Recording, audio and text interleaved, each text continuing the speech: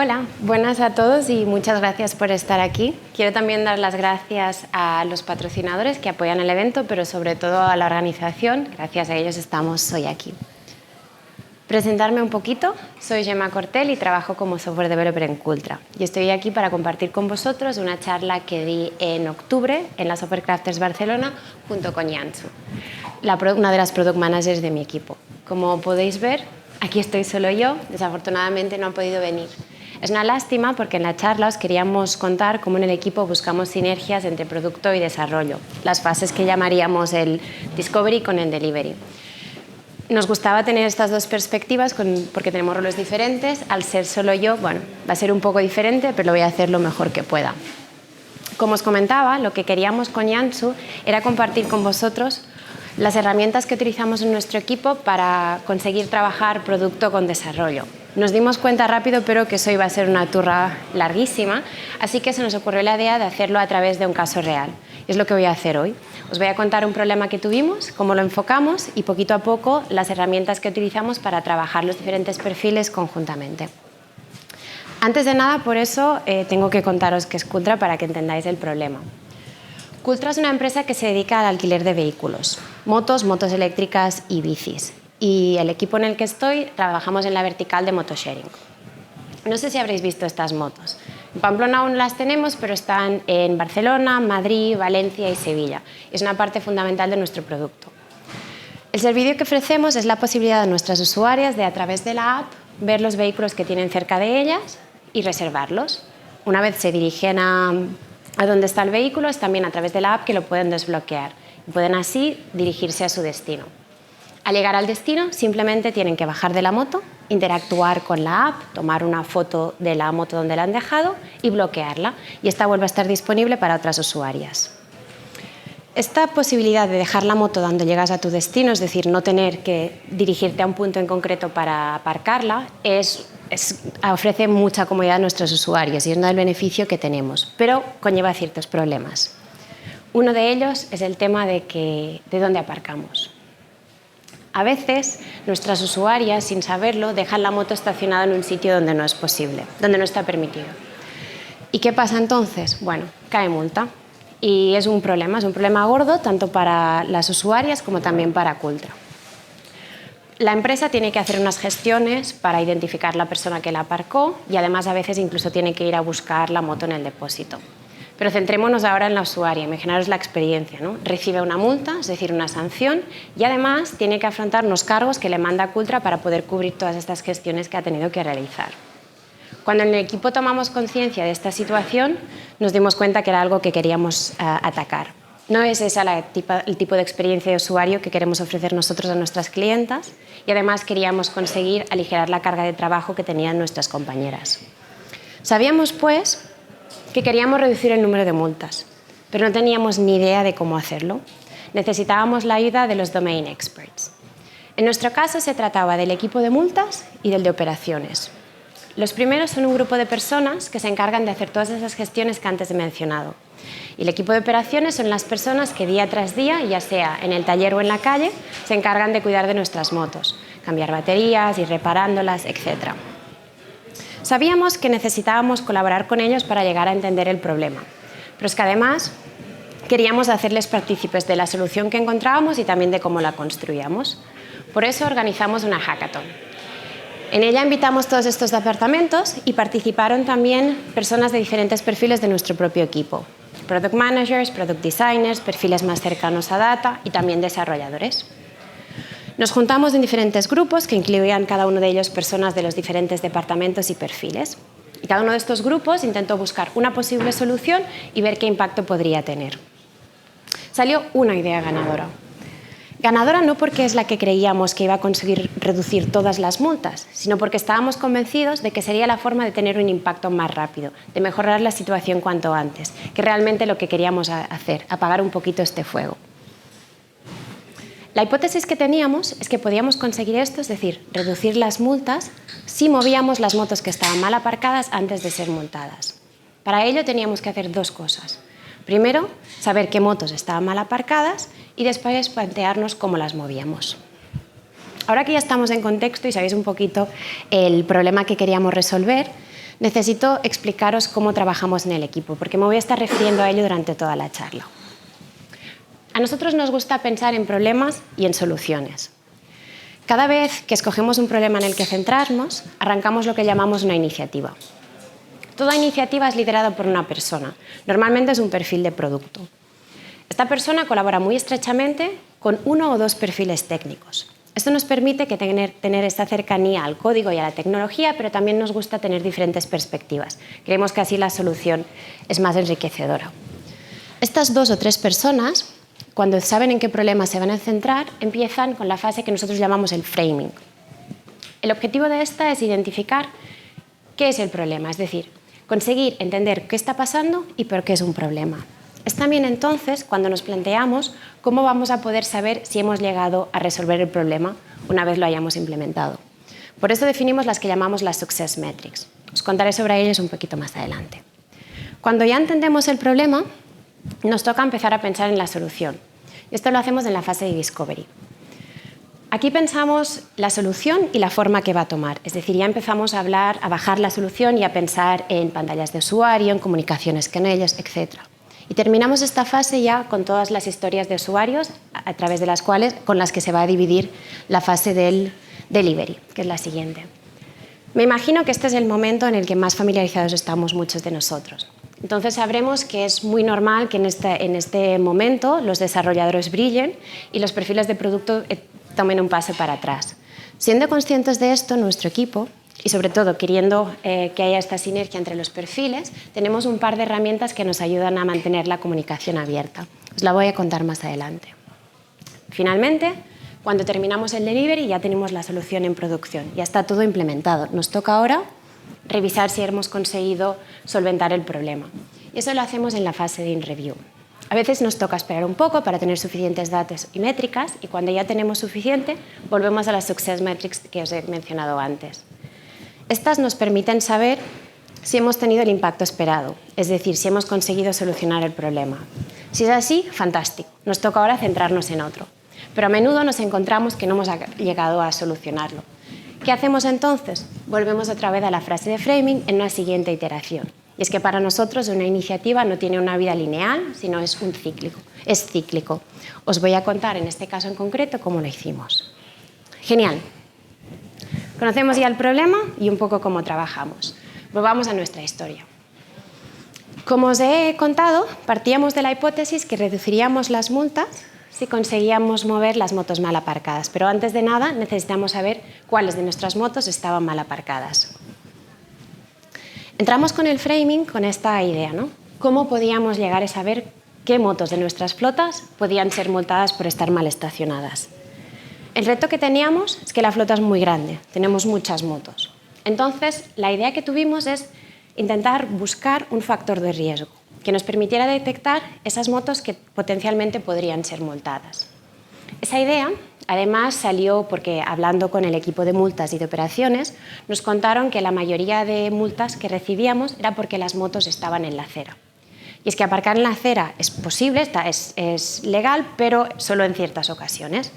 De aquí pues salió la hipótesis que estar aparcado en la acera era un factor de riesgo para estar mal aparcada y entonces ser potencialmente multada. Genial. Sabíamos que queríamos saber cuáles de nuestras motos estaban aparcadas en la acera, pero nos tocaba ahora pensar cómo íbamos a obtener esta información. Rápidamente salió la idea de preguntárselo directamente a nuestros usuarios cuando estaban aparcando la moto. Como os he mencionado anteriormente, cuando las usuarias llegan a su destino, tienen que interactuar con la app en lo que llamamos el flujo de fin de trayecto. Salió la idea pues, de añadir esta pregunta en este momento. Trabajamos con nuestras compañeras de diseñadoras para ver cómo podíamos plantear la pregunta y las respuestas. Y esta fue la parte de la pantalla que decidimos implementar. Y eso es lo que hicimos en la fase del delivery.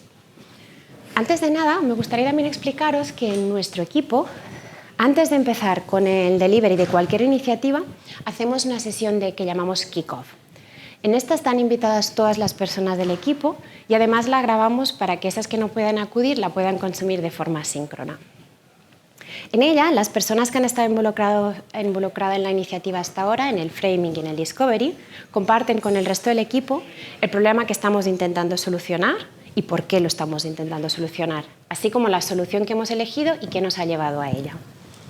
Este es un momento entonces en el que compartimos todo el contexto que tenemos para que todos entendamos qué estamos haciendo y el por qué. Pero sobre todo es muy importante porque es un momento de reflexión crítica. Es un momento en el que nos preguntamos si realmente estamos trabajando en el problema más importante y urgente y si la solución que hemos elegido es la forma más eficiente de hacerlo. En este caso que nos ocupa, por ejemplo, me acuerdo que la sesión de Kiko fue muy interesante para alinearlos todos. Todo el equipo sabía que queríamos reducir el número de multas, pero era muy importante que entendiéramos que en esta iteración el objetivo real era recoger datos para saber qué motos queríamos mover y así reducir las multas. Esto por eso no es la única interacción que hay entre producto y desarrollo en la fase de delivery. Como os he comentado, dividimos el delivery en diferentes historias de usuario. Y antes que una pareja, porque trabajamos en pair, empiece cualquiera de ellas, se junta con la persona que ha estado liderando toda esta iniciativa para repasar el contexto de toda la iniciativa y el contexto también de la tarea en concreto, para que quede muy claro qué estamos haciendo y por qué. Y otra vez es otro momento en el que nos preguntamos si realmente estamos haciendo lo que toca. En este caso, al terminar con el delivery, teníamos ya que esperar, nos llegó el momento de esperar a las respuestas de las usuarias. Una vez teníamos ya suficientes datos, lo primero que hicimos fue validar que la pregunta que habíamos añadido al flujo no causaba mayor fricción. Nos dimos cuenta que no había cambios en el comportamiento de las usuarias. Genial. Pasamos ahora a evaluar los datos, a ver si realmente eran válidos y nos podíamos fiar de ellos. ¿Cómo lo hicimos? Pues tomamos las respuestas de las usuarias, de una muestra de las respuestas de las usuarias y la cruzamos con las fotografías de fin de trayecto. Validando manualmente, nos dimos cuenta que sí, las usuarias estaban leyendo la pregunta, la estaban entendiendo y respondiendo de forma veraz. Así que nos podíamos fiar de estas métricas. Genial, tenemos ahora datos veraces, nos toca volver a nuestra hipótesis y ver si realmente se ha confirmado. Para recordarlo, nosotros creíamos que estar aparcado en la acera era un factor de riesgo para estar mal aparcado. ¿Cómo lo validamos? Ahora que teníamos información, gracias a las usuarias, sobre qué motos estaban en la acera, cogimos muestras de dos grupos, motos que sí que estaban en la acera y motos que no lo estábamos. Según nuestra hipótesis, del primer grupo habría más motos mal aparcadas. Hicimos otra vez una revisión manual y nos dimos cuenta que así era. Y confirmamos, por lo tanto, que estar aparcado en la acera era un factor de riesgo. Genial. Nos tocaba ahora plantearnos cuál era el siguiente paso. Sabíamos que había un subgrupo de nuestras motos que potencialmente podría ser multado. ¿Qué sucedía? Eran muchísimas. Teníamos aún muchas motos que podían ser multadas y eran tantas que no tenía sentido plantearnos cómo moverlas. Necesitábamos entonces un poquito más de precisión. En este momento nos planteamos realmente por un momento la opción de hacerle más preguntas a las usuarias, pero no llegamos a encontrar ninguna pregunta que les podíamos hacer que nos ayudara en este paso. Entonces, si las usuarias no nos pueden ayudar, nos tocaba centrarnos en el otro factor de la ecuación, en Cultra. Salió la idea de hacer algo de reconocimiento de imágenes que nos ayudara en este punto, para dentro de las motos que sabíamos que estaban en la acera, detectar aquellas que estaban mal aparcadas. El problema que teníamos es que esto realmente requería mucho esfuerzo de implementación y en este momento no estábamos dispuestos a asumirlo. ¿Por qué? Porque estábamos simplemente trabajando para validar una hipótesis. Queríamos asegurarnos que podíamos reducir las multas moviendo motos mal aparcadas. Como no estamos seguros de que era el buen camino, no queríamos ahora meternos en una implementación tan ardua. Por eso, giramos la vista hacia nuestros compañeros de operaciones y multas. Ellos eran los expertos. Ellos tenían la capacidad de, a partir de una foto, saber si una moto estaba o no mal aparcada. Nos lo planteamos porque ya no estábamos pensando en revisar las fotos de todas nuestras motos para saber cómo estaban. Estábamos ya hablando solo de un subset. Era una carga de trabajo que creíamos que era asumible. Hablamos con ellos y aunque esto significaba un trabajo extra, nos dijeron que sí, que nos iban a ayudar. El porqué fue, creo yo, el hecho de que estuvieran implicados desde el principio en todos los pasos que habíamos estado dando hizo que entendieran qué estábamos haciendo, por qué lo queríamos hacer y realmente en que confiasen en el proceso. Estaban convencidos de que esto a la larga les iba a llevar a reducir las multas que tenían que gestionar a posteriori.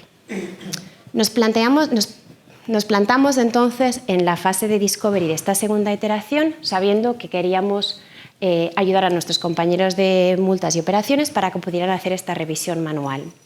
Nos tocó, pues, diseñar la herramienta. Para ello, necesitábamos saber qué información era imprescindible para hacer esta clasificación. Sabíamos que necesitaban la foto y descubrimos que necesitaban también la dirección exacta de dónde estaba aparcada, junto con la localización en el mapa. Concretamente, en este caso, gracias a la involucración de perfiles técnicos en la fase de discovery, en el pensar la solución, nos dimos cuenta que con un esfuerzo ínfimo a nivel técnico podíamos también añadir el mapa en Street View, algo que resultaba de gran ayuda a las personas que estaban haciendo la revisión. Por otro lado, definimos lo que teníamos que mostrar, pero también teníamos que definir cómo iban a catalogar las motos. Queríamos saber si estaban bien aparcadas o mal aparcadas, pero que había también la posibilidad de que la persona no lo pudiera identificar.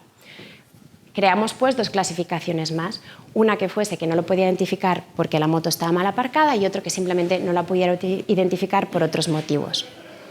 Añadiendo esta categorización en nuestra herramienta nos permitiría más adelante validar si realmente esta funcionaba y nos iba a permitir identificar las motos mal aparcadas. Y esta es la pantalla que salió, la que teníamos que implementar. Quiero ahora hacer un pequeño inciso para contaros algo sobre cómo trabajamos en el delivery. Como he mencionado anteriormente, hay uno o dos perfiles técnicos que están involucrados desde el principio de la iniciativa. Y lo que hacemos cuando llegamos al delivery es pedirles que por favor se queden durante toda la implementación de esta solución. Digo pedirles que se queden porque en nuestro equipo tenemos en desarrollo normalmente en la fase de in-delivery entre 2 y 3 iniciativas. Y además vamos cambiando. Trabajamos en parejas y hacemos cambios de pareja regulares. Y no solo cambiamos de pareja, sino también de iniciativa. Es decir, por ejemplo, yo el lunes puedo empezar trabajando con una compañera en la iniciativa A y el miércoles, cuando hacemos el pair switching, es posible que vaya a trabajar con otra compañera en la iniciativa B o C.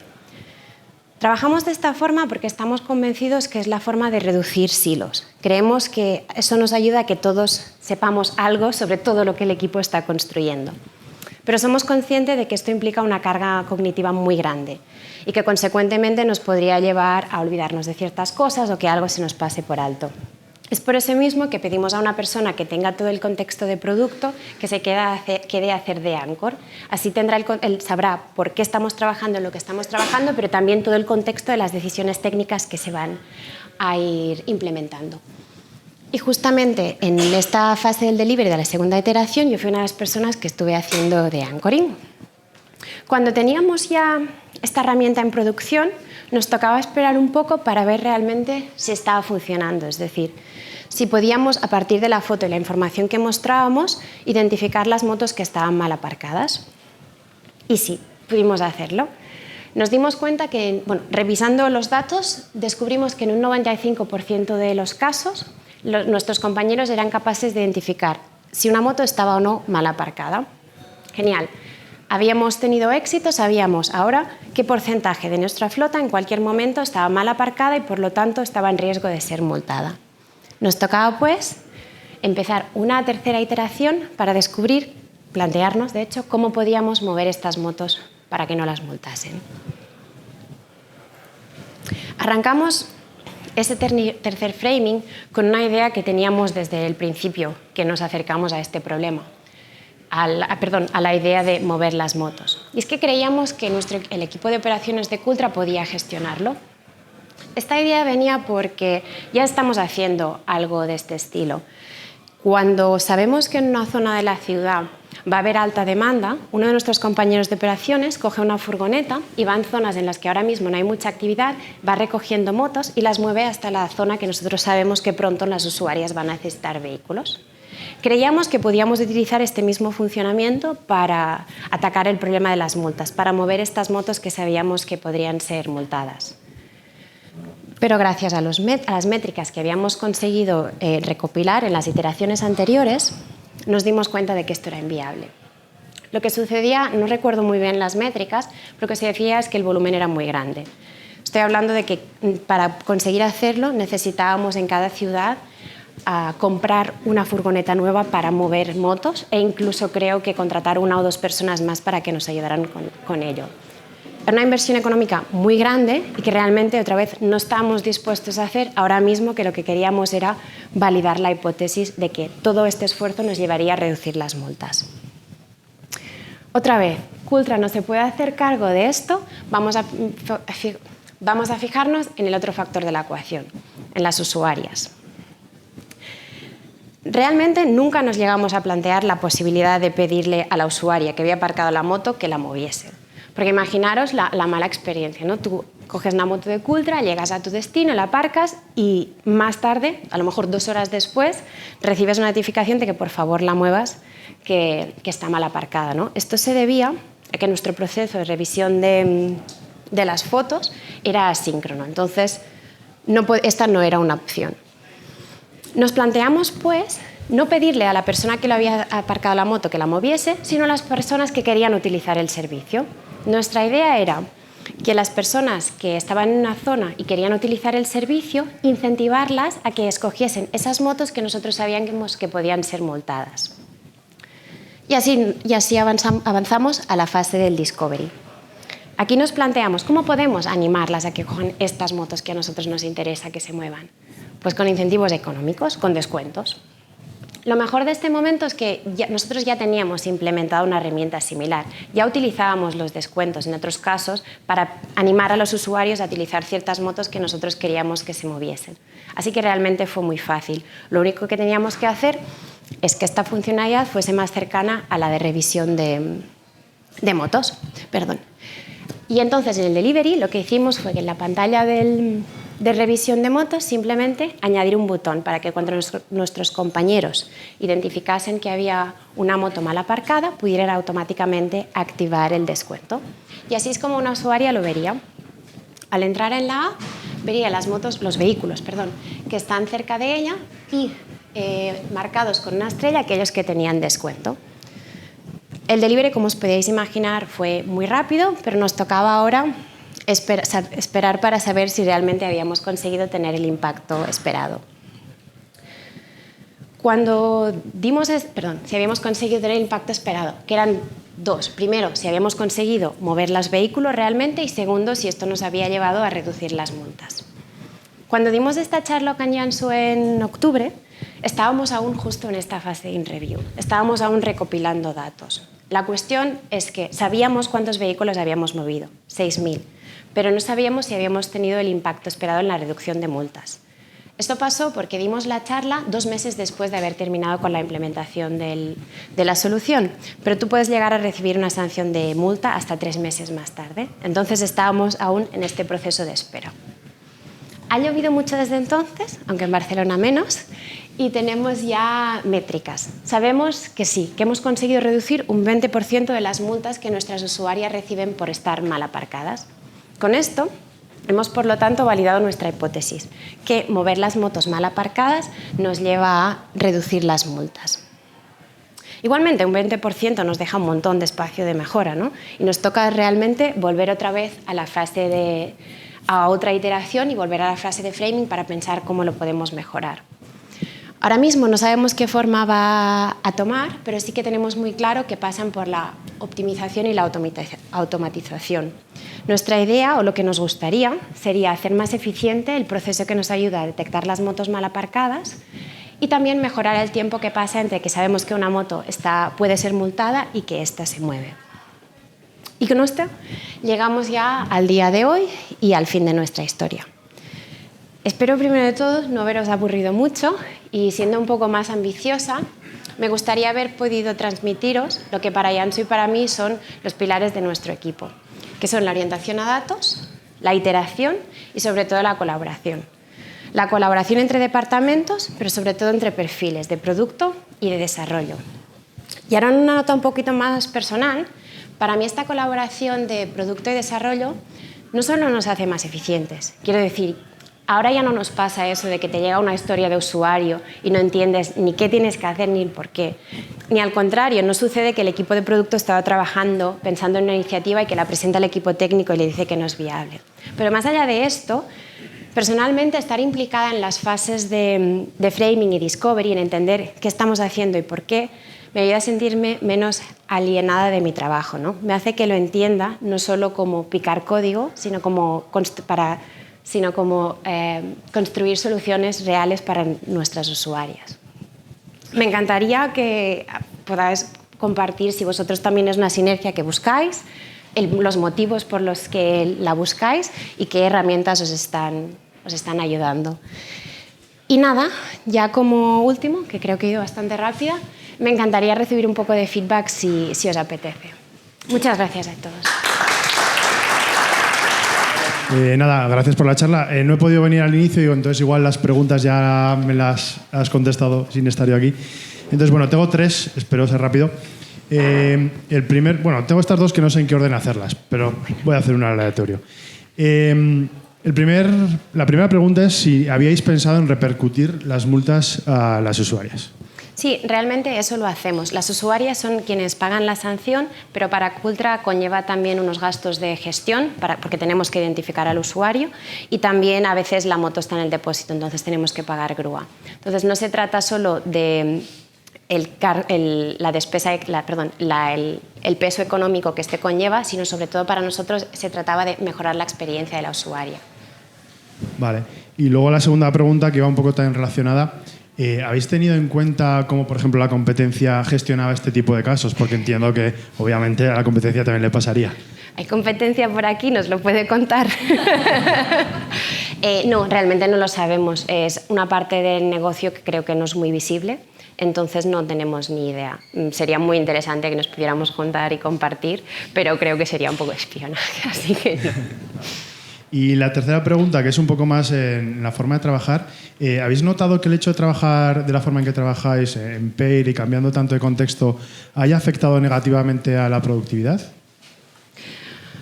Definamos productividad, ¿no? Lo que quiero decir es, no nos centramos en cuántas historias de usuario conseguimos cerrar, sino en el impacto que tenemos, el impacto que tiene nuestro equipo. En nuestro caso lo medimos ahora mismo, tenemos unos KPIs y lo medimos así. Realmente creemos que no. Es decir, a lo mejor es verdad que la carga cognitiva que implica cambiar de contexto hace que entregamos valor un poquito más lento, pero creemos que lo hacemos de una forma más sostenible. Muchas gracias. Nada. Hola, buenas.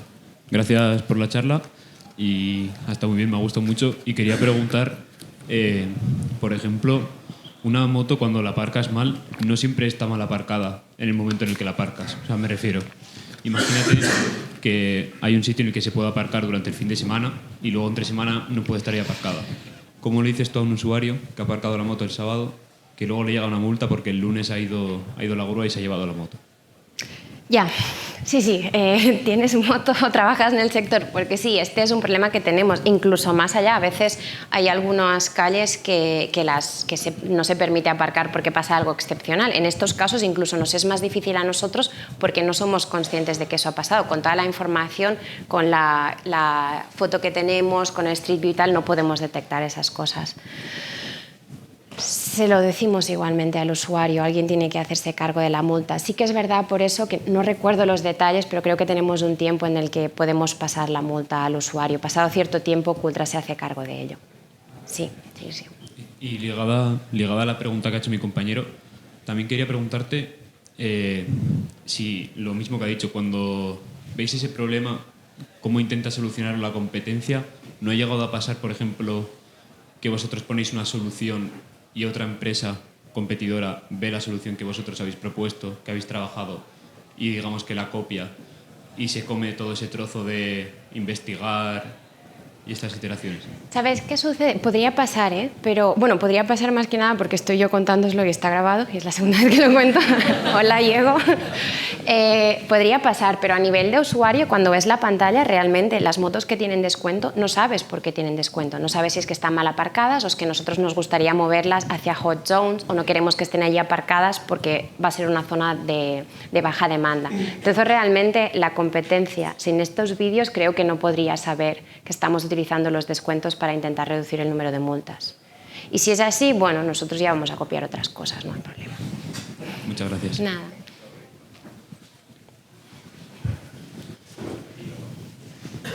Primero, gracias. Muy guay la charla, ya la había escuchado, pero está guay recordarla.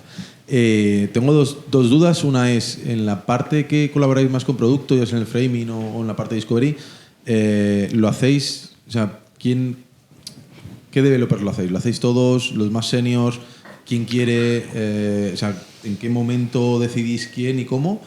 Y cómo lo compagináis con desarrollo, ¿vale? O sea, ¿qué tiempo lo gestionáis? Y luego la segunda pregunta... bueno, respóndeme este y yo te digo. Sí, te digo, todos podemos hacerlo, todos los desarrolladores. En principio, como lo he dicho, normalmente las iniciativas las lidera una persona de producto, las iniciativas de producto, a veces sí que es diferente. Pero entonces, cuando a la persona de producto se le asigna la iniciativa, hace una llamada abierta a las personas que les interesen. Normalmente tienden a salir voluntarios, más que nada porque todos nosotros entendemos que es parte de nuestro trabajo participar en estas fases. Si nos pasara, por ejemplo, de que hay ciertas personas que están trabajando mucho en estas fases del ciclo, personas que no, bueno, pues entonces nos llevaría a replantear como equipo cómo entendemos nuestro trabajo para rebalancearlo mejor, ¿no? Pero más o sea, que lo combináis, ¿no? O sea, puede estar lunes hoy, empiezo en PER en una iniciativa, pero tengo 2 horas de la tarde que tengo que hablar con producto para tal. Exacto, entonces... perdón, esta parte de la pregunta no la había respondido. Sí, trabajamos así. Es una reunión abierta con nuestro PER con total transparencia. Le decimos, ostras, necesito 15 minutos o 2 horas para juntarme con Jansu, por ejemplo, a hablar de multas. A veces, pues entonces nuestro PER está haciendo otro trabajo, avanzando por libre o trabajando en otras cosas, o a veces se viene si es una sesión en la que puede aportar. Y la segunda es, ¿qué dinámicas tenéis con producto? Si hay algo más fijo, ¿tenéis algunos procesos más estructurados? Rollo, pues, ¿hacemos normalmente un user story mapping? O sea, si tenéis alguna dinámica que os funcione, que la soléis utilizar en cada momento, o es más hablar. Sí, lo que me resulta curioso de esta pregunta, ¿no? me lleva a pensar que producto y desarrollo son 2 equipos diferenciados. En nuestro caso no lo son. Somos un mismo equipo, entonces quiere decir que son personas que vemos en la daily, en la retro, en cualquier reunión que tengamos de equipo, ¿no? En todos los kickoffs. Entonces realmente entendemos que todos somos un equipo, que tenemos perfiles diferentes y por lo tanto pues responsabilidades un poco diferentes. Sí que tenemos un poquito establecido, por ejemplo, que normalmente las historias de usuarios las escriben las personas de producto, pero esto no está fijado en piedra. Yo también puedo escribirlas de una iniciativa e incluso si estoy trabajando en una y creo que quiero hacer un split, hablándolo con la gente involucrada lo puedo hacer. Entonces somos bastante flexibles, creo, en este sentido. Aunque son las personas que lideran la iniciativa quienes tienen la responsabilidad de que esto pase. No, ya lo pregunto.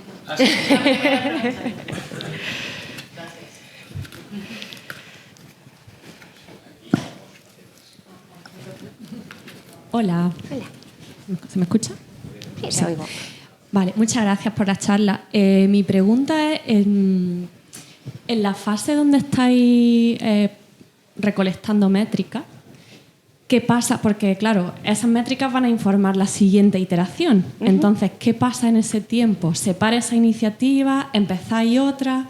Es una pregunta súper interesante. Sí, en nuestro board, que yo no tengo ninguna foto, pero en Twitter la ha compartido Alex Fernández de Cultra, tenemos una parte del board que es para tener estas iniciativas que estamos en review. Entonces, activamente, cada día empezamos por la derecha y repasamos qué iniciativas están en review. Pero ¿qué hacemos de mientras estamos esperando datos? Normalmente arrancamos con otra iniciativa. Es verdad que esto hace que tengamos un poco de lío, sí, lo tenemos, y más carga cognitiva, pero creemos que es la forma que nos hace más eficientes, porque más que nada a veces necesitamos bastante tiempo para recopilar todos estos datos. Con lo que quiero decir que aunque yo os lo haya contado todo esto como si una iteración fuese después de la otra, realmente pasó un tiempo, sí, y trabajamos en otras cosas. Claro, Entonces, cuando ya empezó a trabajar en otra iniciativa y ahora y ahora ya por fin tienes las métricas, entra en conflicto la prioridad con esa otra iniciativa. Ahora, ¿tienes que parar la otra iniciativa para seguir trabajando en esta? ¿O? Realmente no tenemos por qué parar.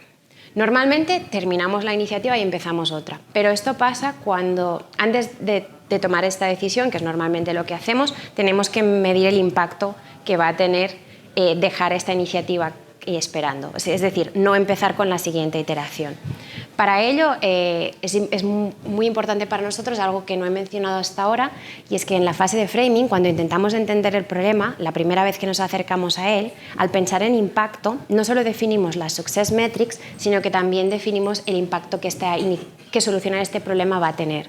Normalmente puede ser el impacto económico. Entonces, aparte de definir esto, podemos también definir el cost of delay. Exacto. Entonces, somos conscientes, cuando tenemos suficientes datos de una iniciativa que está en review, podemos evaluar cuánto nos cuesta que esta iniciativa esté aquí parada y no arranquemos la siguiente iteración. Si, por ejemplo, estamos perdiendo 1 millón por día, pues sí, vamos a juntarnos todo el equipo, vamos a hablarlo y muy probablemente vamos a priorizarlo, dejando otras cosas a medias. No nos gusta, pero como el objetivo es tener el impacto de la forma más rápida, pues a veces nos encontramos en esta situación. Sí. Entonces, bueno, ya voy enganchando preguntas. Tenéis que ir repriorizando, ¿no? Sí. Vale. Ok, se me ha olvidado la otra pregunta. Gracias. Sí. Hola. Ya, gracias por la charla. Según he entendido, entonces trabajáis en las iniciativas en parejas de personas de desarrollo y además vais cambiando de iniciativa de un día para otro, ¿no? Más o menos. Y no me ha quedado claro del todo, entonces, ¿cómo conseguís transmitir ese conocimiento de uno a otro? Si lo hacéis con esos kick-offs o hay otras formas de hacerlo, es documentación que luego hay que leer, o sea, además si pasas de una iniciativa a otra en cuestión de días y por ejemplo esa parte del framing no la has vivido, que es la que te informa de qué va todo, ¿cómo consigues? ¿Es igual la de la persona ancla o igual si puedes profundizar en eso? Sí, por supuesto, claro, no entré más en detalle para no aburriros, pero sí es una pregunta súper interesante cómo lo hacemos a nivel práctico. Normalmente, como he comentado, tenemos entre 2 y 3 iniciativas ongoing y somos un equipo muy grande, entonces intentamos de que cada iniciativa haya al menos 2 parejas, es decir, estén trabajando en 2 historias de usuario. Entonces, no solo simplemente una pareja que tiene el contexto, normalmente son más. Y entonces, cuando hacemos el pair switching, siempre nos aseguramos de que se cambie solo una persona. Es decir, si hoy empiezo a trabajar en una tarea con una compañera, con Patri, por ejemplo, y el miércoles nos toca cambiar de pareja, yo voy a hablar con Patri para asegurarnos que una de las 2 se va a quedar en esta tarea, de forma que cuando entre alguien nuevo yo tenga todo el contexto, no solo del producto, sino también de lo que hemos estado haciendo, ¿no? Por otro lado, la figura del anchor es de entre todas las personas que están trabajando en una iniciativa, esta se va a quedar todo el rato. Y esta es la persona que tiene todo el contexto técnico. Aparte de esto, también utilizamos documentación. Normalmente, para cada iniciativa en la que trabajamos, creamos un canal de Slack. Son muchos, pero nos sirve, ¿no? E incluso si hay mucha discusión técnica, creamos un canal específico para las decisiones técnicas de esta iniciativa. Y allí, sobre todo, si colaboramos con otros equipos, por ejemplo, el de apps, vamos apuntando toda esta información. Lo que pasa es que la documentación, bueno, ya sabemos cómo funciona, ¿no? Si no la actualizas no sirve de nada. Y es por eso que nos sirve más estas figuras de anchor. Espero haber respondido a la pregunta. Perdonad, me recuerdan por aquí, un compañero del equipo, que aparte de todo esto también utilizamos, cuando terminamos con una historia de usuario, grabamos un pequeño vídeo. En vez de hacer la demo en directo, la grabamos de forma que de forma asíncrona todos nuestros compañeros se pueden poner al día y saber qué hemos estado haciendo y si hay alguna decisión técnica importante la podemos también compartir allí. Esto también nos sirve mucho. Gracias. Muchas gracias por la charla, muy interesante. Yo quería preguntar, porque en cada iteración, por ejemplo, has puesto un ejemplo de, oye, le hemos puesto un mensaje de haz aparcar la acera y en la siguiente iteración ya decidisteis no darle la turba al usuario y decir, voy a ir a por algo que quizás a lo mejor es por menos impacto en el desarrollo. En siguientes iteraciones, para ir a por el 80% que os faltan de multas, podéis retomar, es decir, voy a darle el coñazo al SD y voy a decir, lo tengo que aparcar la acera, recuerda con este grafiquito que esto está mal. Exacto, sí, sí, claro. Es decir, en ese momento creíamos que no era la solución adecuada, pero esta solución sigue apuntada, sigue en nuestras cabezas y es posible que en iteraciones posteriores nos llegamos a plantear esta solución y encontramos formas de hacerlo de una forma más eficiente. Sí, sí, lo que quiero decir es que descartemos una idea en una iteración no quiere decir que no vayamos a volver a ella más adelante. Y según lo ambicioso que sea ese porcentaje que quieres captar en tu ejemplo, puedes decir, oye, vamos a, lo que decías, descartabas lo de visión artificial y eso, pero oye, pues es que a lo mejor la única solución es hacer visión artificial para hacer ese 80% que me falta. ¿Ya pesa más según vas creciendo las iteraciones? O... Claro, sí. Nuestra idea es, en las primeras iteraciones, validar la hipótesis. Y una vez la hemos validado, de hecho, hacerlo de la forma más lean posible, ¿no? Edu está por aquí hablando de ello, ¿no? Intentar hacerlo de la forma que sea más rápida y que implique menos esfuerzo para todas las partes implicadas. Y una vez la hemos validado, sí, claro, podemos volver a ella y plantearnos soluciones que requieren mucho más esfuerzo técnico. Pero lo que queremos primero es estar seguros que la solución que hemos pensado es la mejor solución.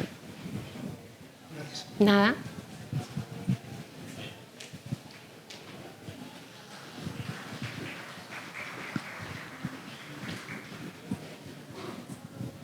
Hola. Hola. Uy, ¿se escucha? Sí. Merci por la charla. Yo quería preguntar cómo promovéis esta mentalidad de ingenieros, ¿no? Más enfocados hasta participar en todas estas fases del producto. Yo creo que realmente, más que promoverla, ya el hiring se ha hecho con esto en mente. El equipo arrancó con unas personas que ya habían trabajado conjuntamente y compartían la forma de pensar y entonces cuando hemos arrancado procesos de selección para encontrar nuevas compañeras, siempre esta ha sido una parte fundamental del proceso de hiring. De hecho, en la entrevista técnica no solo participan desarrolladores, sino también personas de producto. Entonces, somos muy claros con eso que buscamos este perfil, porque es verdad que nos podríamos encontrar con profesionales fantásticos que no les apetece entrar en estas fases. ¿Y son perfiles que descartáis? Sí. Este otro tipo más de perfil que no... Claro, porque no nos encajan realmente, ¿no? Es verdad que a lo mejor nos podríamos encontrar un día que necesitamos un expertise técnico, que no encontramos nadie con esta mentalidad pero bueno, no sé lo que haríamos en ese momento, a lo mejor pues buscar ayuda externa, pero no, las personas dentro del equipo todas tienen esta mentalidad y les apetece hacerlo.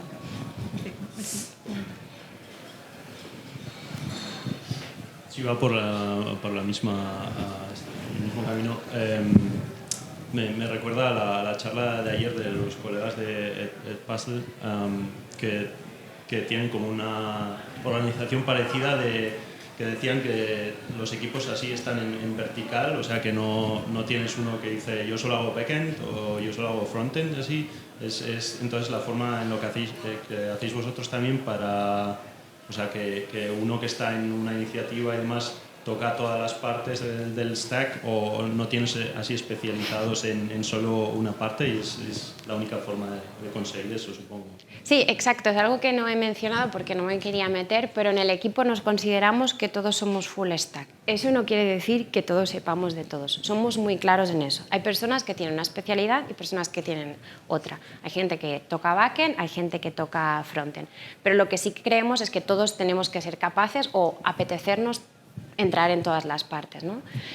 Lo que intentamos hacer por eso, para balancearlos, por ejemplo, si yo, que no sé mucho frontend, estoy en una tarea que requiere muchos conocimientos, voy a levantar la mano y a decirle a mis compis, ostras, necesito un PER que domine un poquito más. Y entonces lo intentamos equilibrar de esta forma. Esto también creo que es importante para quitar un poco la presión. Somos full stack, pero eso no quiere decir que sepas de todo. Simplemente es que puedes participar en todo.